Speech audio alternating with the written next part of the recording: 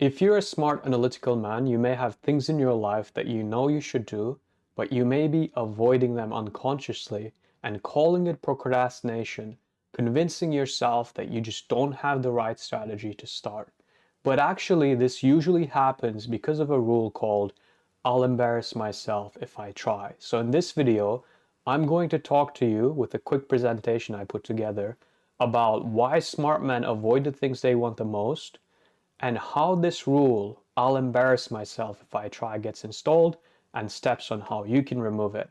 Let me know if you enjoy the new setup. If you've never seen my face before, my name is Ege. I'm the founder and CEO of Data Driven Actualization, where we help analytical, high-performing men build a peaceful and capable mind that becomes an asset so they can create the life that they want. So let's start with the actual truth, right? On paper, you know what to do. There's that career move that you know would pay you more. Maybe you want to talk to someone you're attracted to at a coffee shop. You want to get back into a sport that you loved. You want to launch a new project that's been in your notes and being planned for years now. And also, you logically understand that when you've tried things in the past, most outcomes are either neutral or positive. So maybe you started a side project and it didn't turn into a big business, but it also wasn't the end of the world and you felt proud of yourself just for trying. You also know, logically, that if you fail, this is just feedback from the real world. This is not death, right? No one's died because they failed. They may have felt like it, but those feelings, as we know, are temporary. And lastly, you probably also know doing the thing is almost never as bad as imagining all the scenarios of what could go wrong.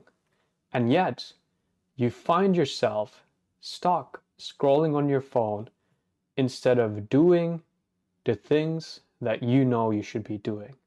So I want to continue on this video with a quick example of a data scientist I was working with.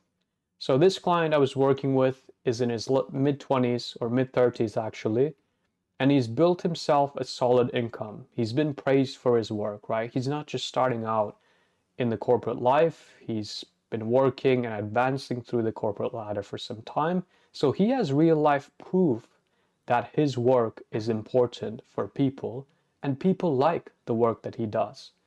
He's also dated women who he once thought were out of his league. He's seen proof that attractive women he used to look at and say, this woman would never be with me, actually enjoy spending time around him.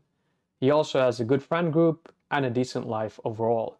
But in spite of all this proof, when he thought of approaching someone he liked at a coffee shop or applying to a higher quality position in his career, he would freeze and he would convince himself the worst case scenario was going to happen. So he would say, oh, I look at this woman I'm interested in, I think about saying hello, and I just imagine her telling me something crazy like, how dare you talk to me again? And I just get embarrassed in front of all these people at the coffee shop, and then I go back to my seat or maybe even have to leave because of all the embarrassment I just suffered. Or with job applications, he would have recruiters reach out to him on LinkedIn and he just wouldn't respond because he was afraid he would bomb the interview. Although most interviews he did, he absolutely nailed them. So this is pretty crazy, right? Even though he had endless amounts of proof that the good outcome was more likely, he just could not bring his brain to believe it. And in his mind, his problem was procrastination. He would build the task up in his head. He would avoid it for days or sometimes for weeks. He would finally do it and realize, wait, that wasn't actually that bad. Then, unfortunately, he would forget the lesson that he just learned next time and repeat this process. He was stuck in this cycle. But procrastination was just a symptom, and he tried many strategies to fix this. So what we did when we were having this call, when we were doing this work with him, is we looked at where does this avoidance to trying something, to just putting in effort where there's a potential of failure come from. And what it came down to was he grew up with a dad who only spoke up when he made mistakes, right? And I'm not saying for you this is the same scenario, but what I will say is if you have the same pattern, if you're a guy who avoids doing the things that he wants, maybe a different family member, maybe a teacher, maybe your culture taught you that you only do things that you're good at. So it may not be your dad this could be coming from, but you can look at this pattern and see if you can find it in your own life. So for his father, right, that man was very mistake conscious. So when the client I was working with was growing up, he was rarely praised for just trying. And mostly the way his dad communicated with him was about correcting his mistakes or sometimes even punishing him for, in his words, doing something stupid, right? But that's how we learn as kids. So this is why trying new things was really difficult for him, because it was almost this repeat experience of, oh my God, if I do this thing and I don't succeed, I'm just going to be criticized. And he would almost teleport back to this child version of himself and end up avoiding the thing altogether, although he was an adult in his mid-30s now with so much proof that people liked him, people praised his work, and his dad was no longer around in his household to actually criticize him. But growing up, he always heard, why would you do that? You know better than this. So eventually, that led to a rule that his nervous system learned. And that rule was, I only do what I'm good at. I never risk embarrassment. If I fail, that means I was a fraud or I'm just not good enough.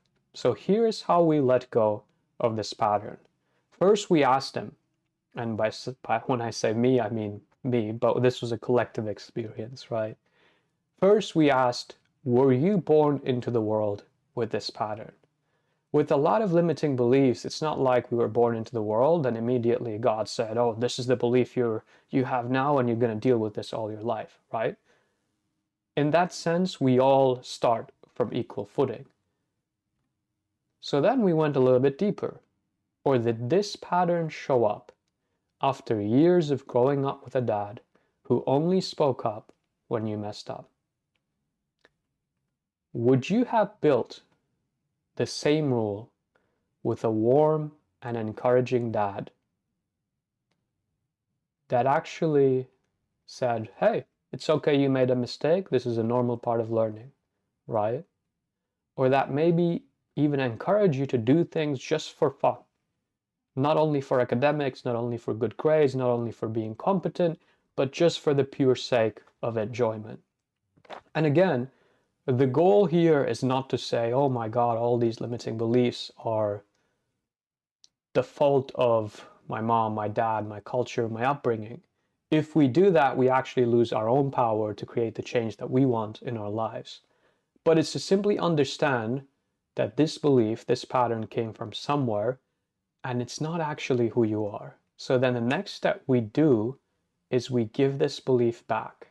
First, we gather the belief. And when we gather the belief, we gather the idea of it, the thought, I can't mess up, but also the feeling of it.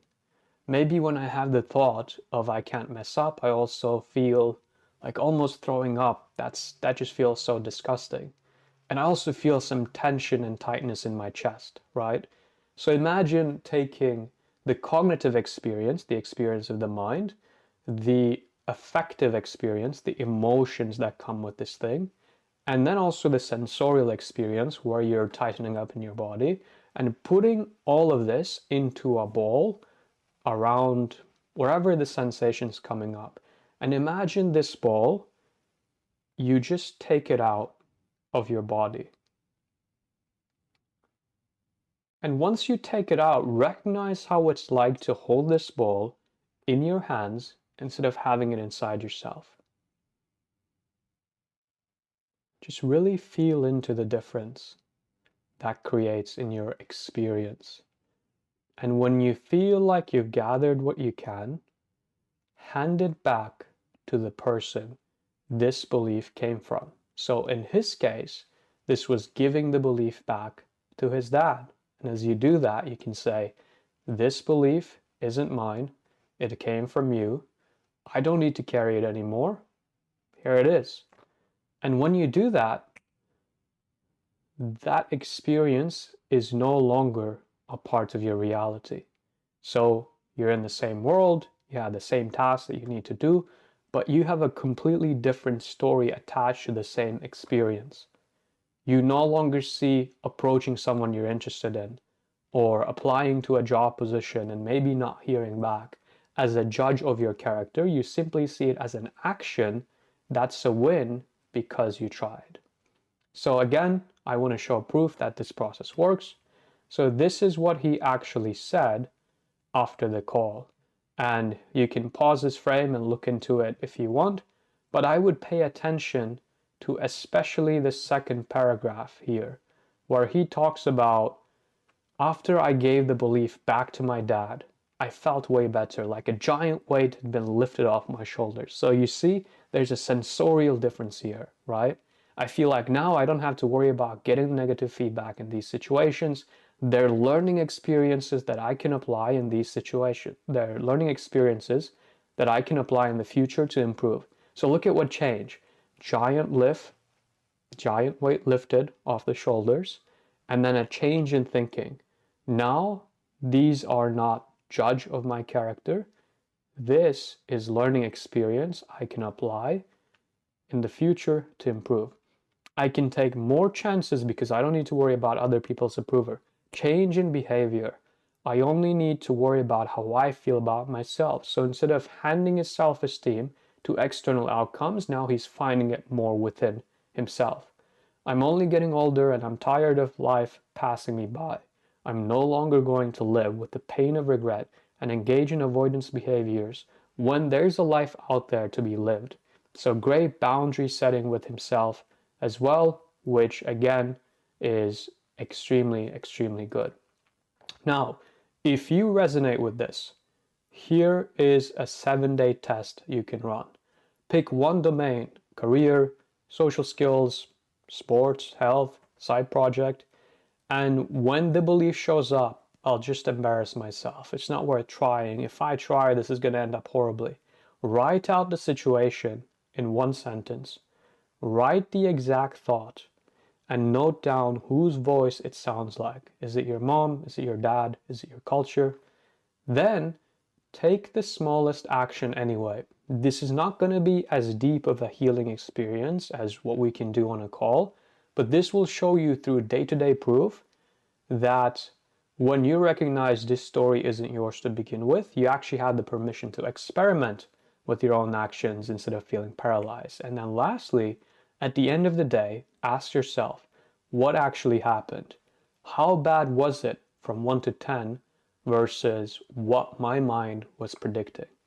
And then if you want a structured way to run this without winging it yourself, I built a 7-day calm protocol for analytical man that combines daily meditation, one mental block that you spot per day, like this belief, a short nightly check-in with tracking your sleep, your mood, your mold moves, so you can see that this is improving your life, and you can plug this specific experiment, this belief system, straight into it. So if you want that, DM me DDH on Instagram, if we're in touch on Instagram, or click the link below in description and I'll send you the 7-day data-driven calm protocol.